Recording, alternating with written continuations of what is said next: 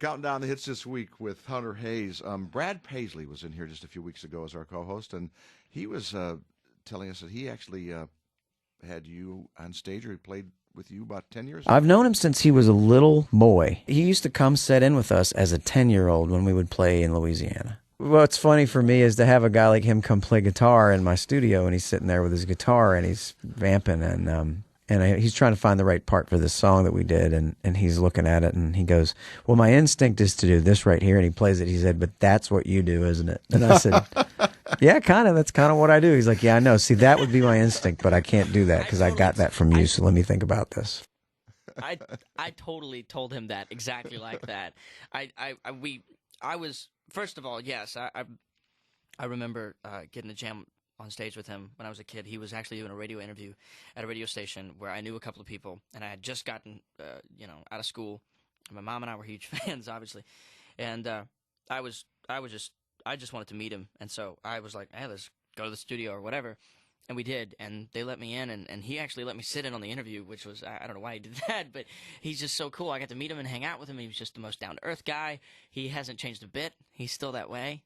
Yeah. And I got to jam with him that night. He was playing a gig in Louisiana, in my hometown.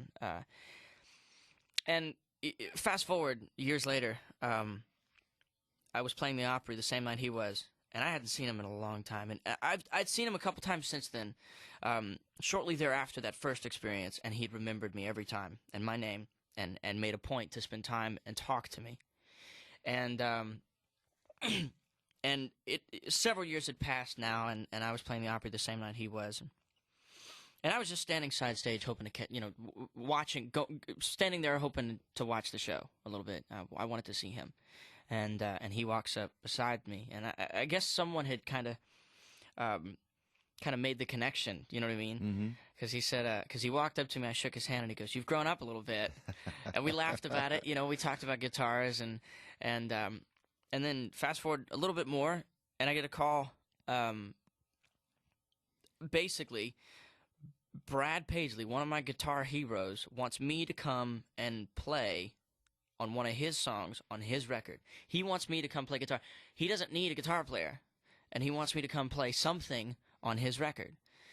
And I'm so nervous because I'm thinking to myself, my gosh, what can I contribute to a song with a guitar player like that, Right. And I do remember laying down the first couple tracks. I brought this super old amp I just found. I just started into the vintage amp world, and I brought my Old Faithful amp and my favorite guitar, and I was just like, I'm no pedals, no parts. I'm not gonna think about this. I'm just gonna walk in and do what I naturally do. I hope he likes it.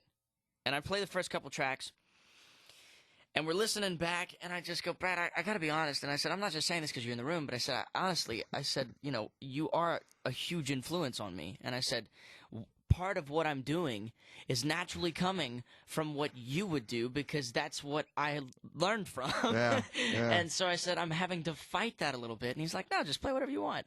And sure enough, you have this sort of combination of his sensibilities with my sensibility, whatever I do, Right, the noise right. that I make, and I had a blast working on the track with him. It was really, really fun. Just got to go in as a guitar player, and be just a guitar player for a little while with one of my guitar player heroes. It was super cool. Oh my gosh, one of the best nights of my life.